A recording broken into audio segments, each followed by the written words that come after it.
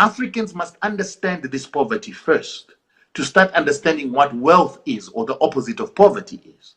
And once they understand that the opposite of poverty is the control of resources, then Africans stop waiting for Europeans to come and take their resources to give them a job, and they start wanting to control the resource. After they control the resource, they then start trying to process the resource in order to go to market with a finished good that gives them all the money. This is what the European doesn't want you to understand. Because the African forgets that the European didn't leave Europe because of paper money. He left Europe for the gold, for the platinum, for the resources we have in Africa. He left Europe to come and take our labor, to process the resource. And we are failing to understand this equation, that we have got to control the resource. And we've got to control the resource with every cent that we have. Stop buying Mercedes. Stop buying jets. Stop buying useless Bentleys, Rolls Royces, expensive shoes, expensive clothes, losing our capital for things that don't matter. We have to start controlling the resource, and we become kings. Controlling the resource, we become like Jaja of Opobo, who understood that I need to control the palm oil. And once I control the palm oil, the European will come to the port and wait for me to bring the palm oil to the port, and I can charge him whatever I want. Jaja of Opobo took it a step further, and he said, no, I'm no longer going to sell my palm oil to the European. I'm going to wait for him. When he's going back to Europe, I'm going to follow him with my own ships and take my product directly to market.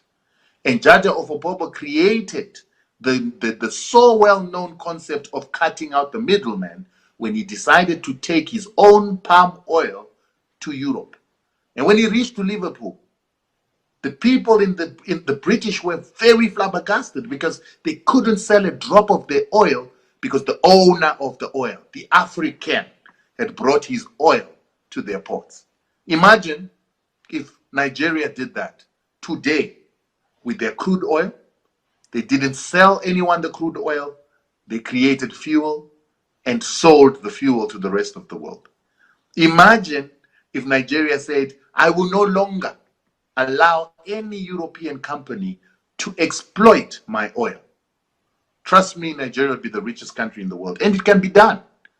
Whenever we are saying homecoming to the African Americans, the homecoming shouldn't be about African Americans coming to look for a home here only. It should be about them bringing their savings, bringing their money, bringing their skills, bringing their knowledge to allow us to take that money and to buy control of our resources and to chase all Western country companies controlling our resources out of Africa. It cannot be that the United Kingdom controls $2 trillion of our resources in our continent. The Americans control another $1 billion of our resources. And then the rest control another 500 to another $1 trillion. We cannot have $4 trillion in the hands of Europeans and Westerners. And then they point us to the Chinese. They tell us the Chinese are the problem when all our resources are controlled by Western companies. We've got to start controlling these resources. So African Americans, you in the diaspora, Germany, whatever you earn, the savings you guys have, do not put them into European insurance companies. Do not put them onto European stock exchanges. Do not invest them in European property. Savings must be used to buy control of resources in Africa. Mining rights, concessions for oil, gas concessions, forestries, and we protect those resources. And then we begin to take them to the world at our terms.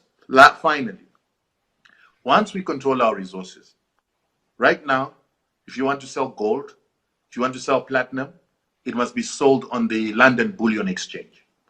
If you want to sell other metals, they're going to be sold on the Hong Kong Stock Exchange Minerals Exchange.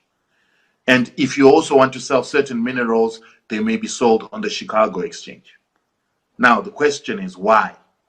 Why should those countries that don't have resources sell gold on the bullion market? Why should they determine the price of that bullion? Why should they determine the price of palladium and platinum group metals? It doesn't make sense. But we've got so many PhDs, master's degrees, economists in Africa. Our Harvard graduates, Harvard professors are from Nigeria. But at the same time, they don't know how to create an exchange for African resources.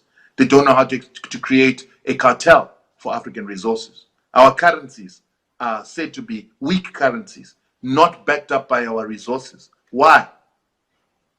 Why is that the case?